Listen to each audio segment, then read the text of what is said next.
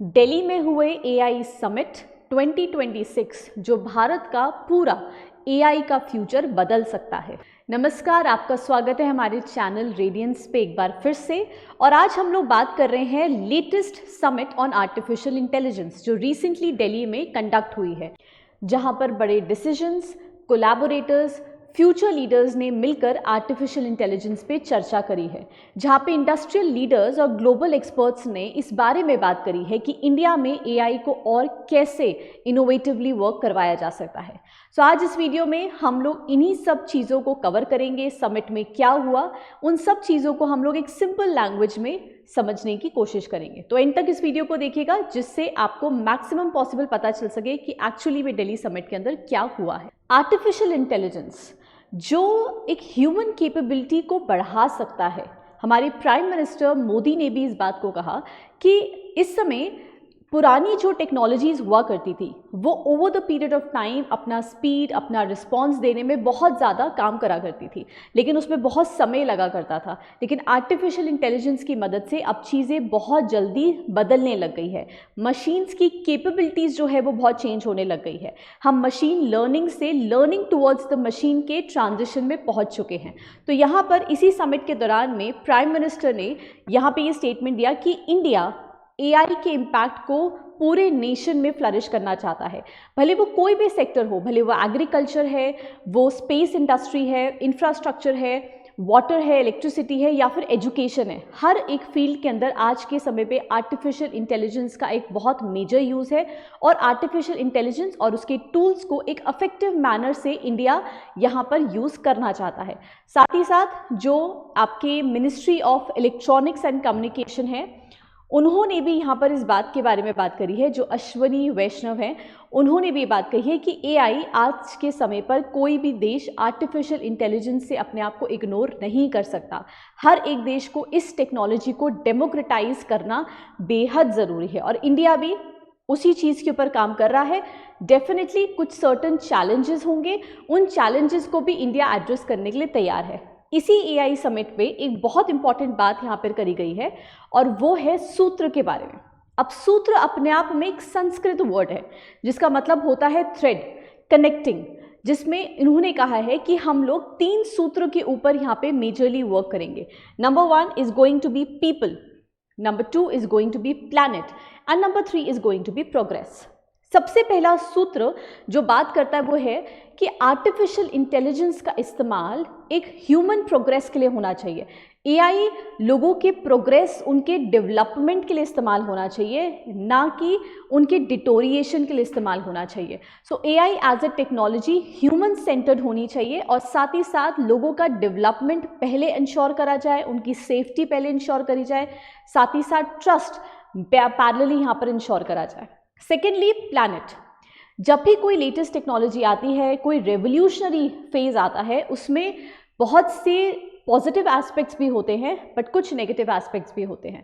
So as a planet यहाँ पर हम इनोवेशन तो करते हैं, लेकिन उस इनोवेशन का नुकसान जो है वो नहीं होना चाहिए। सो यहाँ पर इस चीज़ को इस समिट में इंश्योर करा गया कि जितने भी हमारे क्लाइमेट को लेकर मीन्स हैं उसमें भी हम आर्टिफिशियल इंटेलिजेंस का इस्तेमाल करें, क्योंकि एआई हमारे क्लाइमेट को रेजिलेंट बनाने में, साथ ही साथ फ्यूचर क्लाइमेट को सस्टेनेबल मीन्स के थ्रू एड्रेस करने पे भी यहाँ पर काम कर सकता है। तो एक प्रॉपर मीन्स के थ्रू यहाँ पर एआई जो है वो यूज़ करा जाए, क्लाइमेट चेंजेस के लिए भी, इन्वायरमेंटल सस्टेनेबिलिटी के लिए भी। And thirdly, progress. जो प्रोग्रेस सूत्र है वो कहता है कि एक इंक्लूसिव ग्रोथ के अंदर नेशंस को काम करना ज़रूरी है। यहाँ पर ग्लोबल डेवलपमेंट होना ज़रूरी है। सिर्फ एक देश सिर्फ और सिर्फ एआई का बेटर इस्तेमाल कर पाए और बाकी नहीं, ऐसा नहीं होना चाहिए। पूरी दुनिया ग्लोबल लेवल पर एआई का एक बेटर यूज़ होना चाहिए।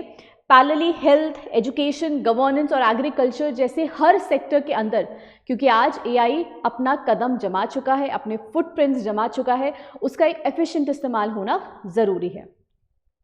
इन 3 सूत्रों के अलावा यहाँ पर जब हम लोग इस एआई के इम्पैक्ट के बारे में बात करते हैं तो ये भी कहा जाता है कि तीनों ही सूत्र, प्लैनेट, पीपल एंड प्रोग्रेस, ये तीनों चीज़ों पे एआई काम कर पाएगा। लेकिन जब दुनिया में सब देश एक साथ मिलकर काम करेंगे, when there is going to be a global consensus, तभी वहाँ पर वो इफेक्टिवली वर्क कर पाएगा। साथ ही साथ एआई मॉडल्स को इस तरीके से डिज़ाइन करा जाए, डिप्लॉय करा जाए, जिससे वो टेक्नोलॉजीज जो है वो इंटीग्रेट हो सोशल एंड इकोनॉमिक फैब्रिक्स के लिए भी, मतलब सोसाइटी में लोगों के लिए बेनिफिट भी हो और इकोनॉमिकली भी वो लोगों के लिए बेनिफिट हो।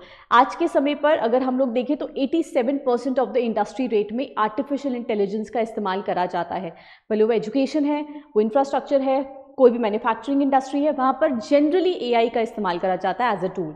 साथ ही साथ वर्ल्ड ओवर लीडर्स यहाँ पर गैदर हुए और उन्होंने यहाँ पर बात करी है पॉजिटिव इम्पैक्ट ऑफ एआई की। अगर देश साथ में मिलकर आर्टिफिशियल इंटेलिजेंस में काम करते हैं तो एक बहुत ही रेवोल्यूशनरी स्टेप जो है वो दुनिया में लिया जा सकता है। Parallelly the most important thing, prime minister ने इसी दौरान यहाँ पर एक विजन भी लॉन्च करा जिसका नाम है मानव विजन। और इस मानव को उन्होंने जो रिवील करा है वो कुछ इस तरीके से है, जहाँ पे एम का मतलब है the moral and the ethical system. हम आर्टिफिशियल इंटेलिजेंस का इस्तेमाल कर तो रहे हैं, लेकिन उसको एथिकल प्रिंसिपल्स के थ्रू ही गाइड करा जाए, उसका मिसयूज़ नहीं होना चाहिए। जैसे कई बार हम लोग देखते हैं कि आर्टिफिशियल इंटेलिजेंस के थ्रू, डीप फेक्स के थ्रू कुछ ऐसी चीज़ें पोर्ट्रे करी जाती हैं जो रियलिटी नहीं होती हैं, और कई बार लोग उसके चक्कर में बहुत सारी चीज़ें, कई बार बहुत मल्टीपल लॉसेस भी बेयर करते हैं। तो सबसे पहली बात, मानव विजन दैट इज एम, कि जो भी आर्टिफिशियल इंटेलिजेंस का इस्तेमाल हो रहा है वो एथिकल और मॉरल ग्राउंड्स पे प्रिंसिपल्स को फॉलो करके हो। सेकेंडली, अकाउंटेबल गवर्नेंस होनी चाहिए, जिसका मतलब है कि ट्रांसपेरेंट रूल्स होने चाहिए नेशंस में आपस में भी, कि अगर किसी भी तरह की कोई भी मैल प्रैक्टिसेस हैं तो नेशंस उसको एड्रेस करें और एक दूसरे के साथ भी उसे साझा करें। Then national sovereignty means whose data his right. यहाँ पर डेटा ही आज के समय में सबसे इंपॉर्टेंट की है। तो यहाँ पर नेशनल सोवरेनिटी मतलब जिसका डेटा है उसी का अधिकार उस डेटा के ऊपर होना चाहिए। Then accessible and inclusive means, that means AI should be multiplier not a monopoly. AI से काम बढ़ना चाहिए, ना कि सिर्फ कुछ लोगों के हाथ में वो टूल जो है वो रहना चाहिए। And then valid and legitimate means AI should be lawful and verifiable. जो AI है आपका वो लॉफुल होना चाहिए, किसी भी तरीके की मैल प्रैक्टिसेस वहाँ पे नहीं होनी चाहिए, और लेजिटिमेट मतलब लीगल प्रैक्टिसेस का ही इस्तेमाल इसके अंदर होना चाहिए। तो ये AI समिट के अंदर मानव विजन को लेकर भी वहाँ पे प्राइम मिनिस्टर ने इस समिट के अंदर बात करी है। ये टोटल समिट आपकी 5 दिन तक चली है, 16 फरवरी से लेकर 20 फरवरी तक, जहाँ पे ग्लोबल लीडर्स, इंडस्ट्रियल एक्सपर्ट्स यहाँ पर आकर अपने विजन के बारे में उन्होंने बात करी और बताया कि कैसे हम AI के थ्रू पूरे नेशन को ट्रांसफॉर्म कर सकते हैं, एक सोसाइटी को प्रोग्रेसिव बना सकते हैं, और इन्वायरमेंट में भी AI कैसे काम कर सकता है। तो दोस्तों, हम लोगों ने यहाँ पर अभी डिस्कस करा है दिल्ली की लेटेस्ट समिट के बारे में। आई होप आपको इस वीडियो में जो मेन इंपॉर्टेंट हाइलाइट्स हैं, 3 सूत्र के बारे में, AI का इम्पैक्ट और मानव विजन के बारे में चीज़ें क्लियर हो गई होंगी। अगर आपको ये वीडियो पसंद आए तो आप इसको वीडियो को ज़रूर लाइक करें, सब्सक्राइब करें हमारे चैनल को, और बाकी लोगों तक भी इस वीडियो को ज़रूर पहुँचाइएगा। बाकी मिलेंगे आपसे नेक्स्ट वीडियो के अंदर। कमेंट में हमें ज़रूर बताइएगा कि आपका क्या ओपिनियन है AI को लेकर, whether it is going to be a boon for the society or a curse. See you in the next video. Thank you so much.